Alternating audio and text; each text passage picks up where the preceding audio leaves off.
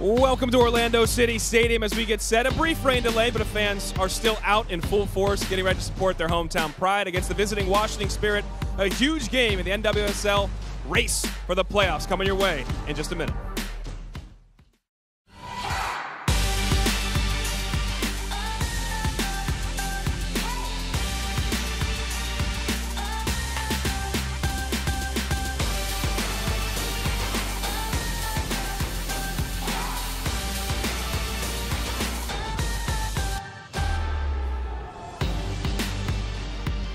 The players are on the field, the fans are in the stands, and we're getting set to kick off here in just about 20 minutes at Orlando City Stadium. Orlando Pride battling the Washington Spirit for the third time this season. Orlando won just a few weeks back up in Washington on that amazing Alana Kennedy goal from midfield. It was goal of the week, and they ended up winning 1-0. This is a huge game for the Pride, though. They were on a run 6-1-3 over their last 10 games, climbing the standings, but their last two matches at home against Houston and North Carolina, both losses. This is the last game of a homestand. Tom Sermani has said this game is as much of a must-win as you can have in the regular season. It's going to be a big one to get you set with the lineups. Let's go up to our play-by-play leader, Jenn Hildreth.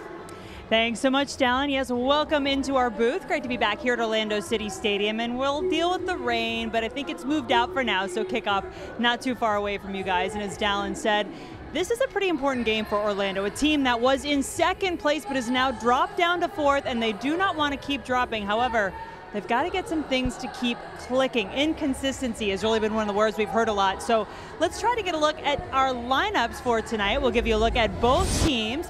Washington, of course, a team very much in need of a win and a goal, but we're going to start with Orlando. Now, you might be wondering about Alex Morgan, listed as questionable with a calf strain. Not sure if we'll see her tonight, but what you do get is Marta starting up top in the center, and we've had other opposing coaches tell us this is where they really feel Marta is the most dangerous to defend. Chioma Ubogagu, Christine Nairn also back in the starting lineup for the Pride, a team that had been scoring pretty well, but just 2 goals in their last 3 matches. Speaking of scoring, the Washington Spirit, it's been pretty well documented. This is a team that has got to find an attack. 6 matches without a win, 5 matches without a goal. They're 1 away from tying the all-time goalless record in this league. So how do they get that done? They've got Ashley Hatch up top. You've got Estefania Bonini back in the lineup at the 10 spot there. And I talked to Joanna Lohman before the game. She told me she feels like Bonini can be a game changer in connecting that midfield to the front line. Mallory Pugh still 2 to 3 weeks away. Rose Lavelle, though, we could see come off the bench and make an impact for this team tonight. Well, we've got lots more to go in our NWSL pregame show, so let's go down to Dalen Cup and our special guest analyst. So glad to have Angela Hucles along as well. Thanks a lot, Jen. Angela, great to have you along for the ride here. Let's start with that Washington team. Jen just went over their roster, their lineup right now. Stefania Bonini's going to tuck in there at the 10. Jim always says, Jim Gabarra, that she's the best 10 in the world. Right. Are we going to see her hopefully unlock the defense and maybe help this offense going forward? I think that's going to be critical for this team tonight. Bonini needing to step up, and really, I think every single player needing to connect together, but they want a clean sheet, and they want to score the goals too. Okay, let's look at Orlando now. Got a little mic issue. Got a mic issue, and now we're mic issue solved. All right, we're just going to work the mic with 2 people. Love the digital pregame show. It's always fun.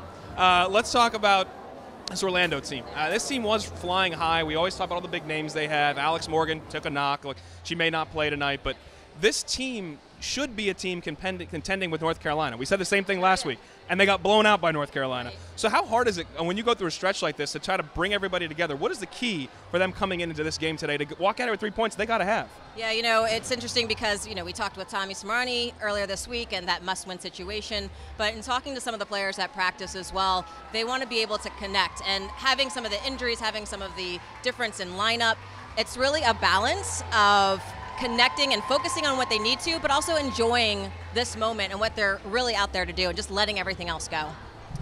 I have a mic now. Let me switch this back over. Give me my mic. Got another mic. I'm like crossing over and all this. It doesn't work either. Oh. We're back again.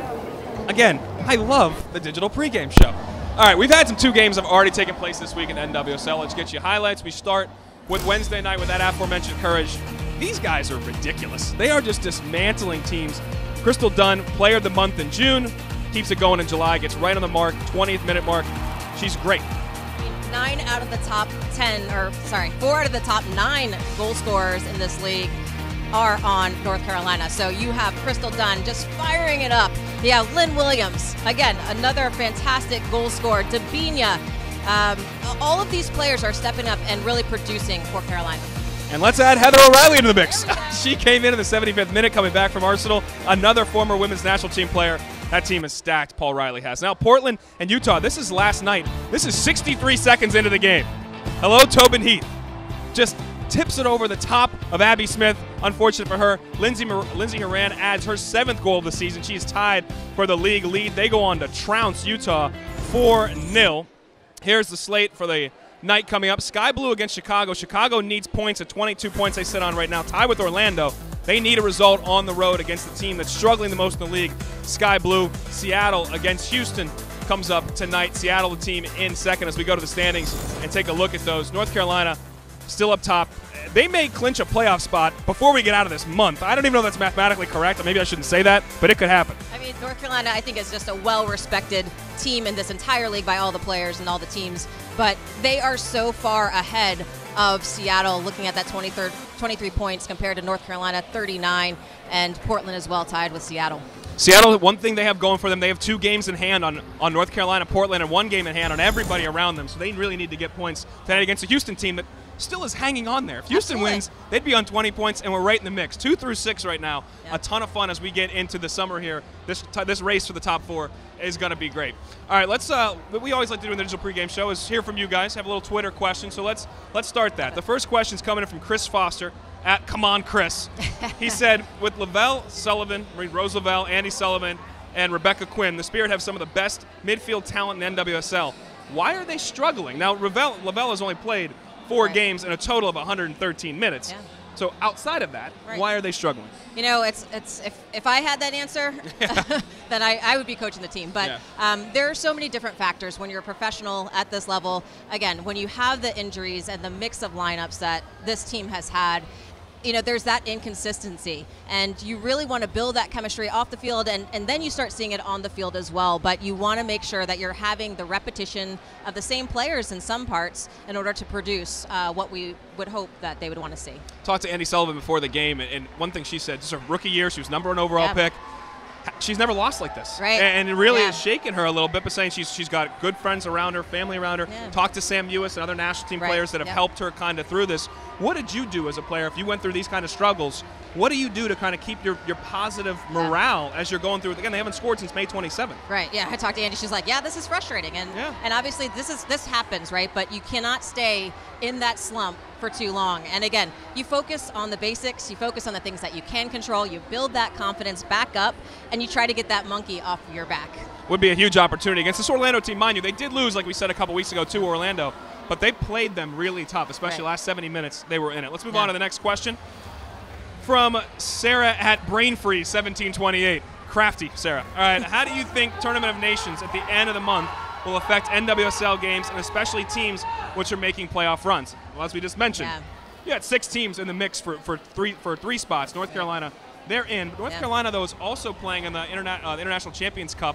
Olympic PSG's coming over, Lyon, Man City. Yep. So their players will be in that, their whole team. Their national team players from Brazil, the United States, will be playing elsewhere. How do you think this affects Australia and Japan? There are 2 teams in there. Yeah. How do you think this affects not just North Carolina, but everybody in the mix as we go into that break? I always think this is such an interesting opportunity, not for those players that are missing from their teams, but really for those players that are still with their teams. It's an opportunity for everyone to start stepping up and contributing in a different way than maybe they're used to. But that's why you always say it's not just the players, the 11 on the field, it's the bench, it's the entire team collective unit that really helps the success. And they're going to need to step up, too, because all those teams come back on August 5th. That last game was August 2nd on Tournament of Nations. But August 5th, everybody's playing a Sunday game. So you're going to have those players that aren't national team players, to your point, step up and perform in critical games in the playoff race. Let's keep on moving. This is at Matt321MDL. Who are the top 3 U.S. women's national team keepers, judging by NWSL performance? It should be completely open. Now, we will say the last 3 keepers called in from the NWSL. Abby Smith from Utah, Ashley Harris from Orlando, and Alyssa Nair from Chicago. Are those the right three? Should somebody else get a look? What is your take on what Jill Ellis is doing as she tries to find the number one? Right. I think, obviously we've consistently seen Nair Harris in that position. You want to see who really is running and contending for maybe that third goalkeeper spot. Harris has had definitely youth experience in U17, U20, U23, now getting some of that full team experience. Potentially Adriana Franch. I think she's another player who we've seen perform very well in this league, has had some looks by Jill and on the U.S. national team. I think maybe Jill wants to see her healthy, how she's performing after that, and perhaps we'll get another look at that. But that is going to be another critical thing, how you sustain and maintain during a league and also are able to perform at that national team level as well. France was goalkeeper of the year last year, but just got back to healthy from a knee injury just last month, playing again for Portland. And what was a shutout last night at home against Utah. All right, here's your last. Wasn't really a question. It was more of a statement. And Twitter doesn't always like to do what we'd like to do. So they gave a great statement, though. I'll toss it up to Jen for a little more on what @MomSoccer14 had to say. Yeah, I like this statement, though, so we're good with sharing it. Yeah, she said, acknowledge the sports complex Ali Krieger had built in her name. That's a pretty big deal for anyone and awesome for a woman. That it is. And in case you missed this news, it happened June 9th. The Ali Krieger Sports Complex in her hometown of Dumfries, Virginia. Remember that she was a player for the Washington Spirit for a very long time. So back in her hometown in Virginia, they had this nearly 30-acre sports complex built, multi-purpose fields, and she went and spoke at the ribbon cutting. And this is someone who is a World Cup champion. She's played in the Olympics, obviously represented her country many times, and she said this is something she is the most proud of in her career because she really sees it making an impact in her hometown. So I love it, Mom Soccer 14. That is well-deserved of a shout-out, and so great to see that in Ali's name. And with that, Dalen, back to you. Thanks, Jen. And we do have a game on our hands. Ali Krieger will be featuring in her familiar right back role for this Orlando Pride squad against her former squad, Washington Spirit. That game coming up in just a few minutes, along with some interviews with the players. Don't go anywhere. We're back in the pregame show in a minute.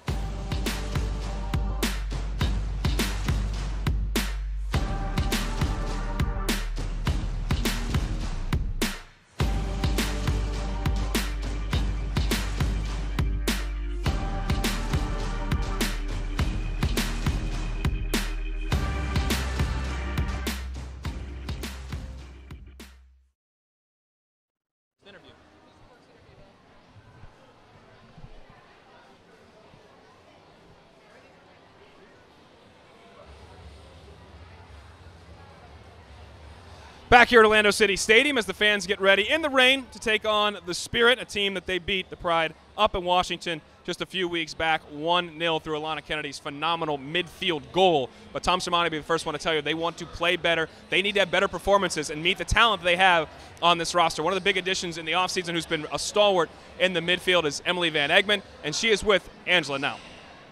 Thanks, Dalen. All right, Emily, you are no stranger to this league, and you've been in international play. You've actually played on a few different teams in this league. What does it take to be a great professional in the NWSL? I think first and foremost, obviously putting your team first and going out and doing the job of what your team requires of you. And yeah, I think that's just what happens when you're a professional footballer. Yeah, great. And so what are some of your expectations? Obviously, Washington, no stranger to you all. This is the third matchup right now. What are your expectations of this match, and what are you looking to do in the first 15 minutes of the first half? Yeah, I think obviously Washington are a hard-working team, and they're going to come out firing in the first 15 minutes. And I think all we can really do is control ourselves, and that's worry about ourselves and go out and play how we know how to play. Thank you so much, Emily. That's great. Thank you, Angela. And we'll come right back to her in a second, though. Andi Sullivan was the #1 overall pick this past year by the Washington Spirit.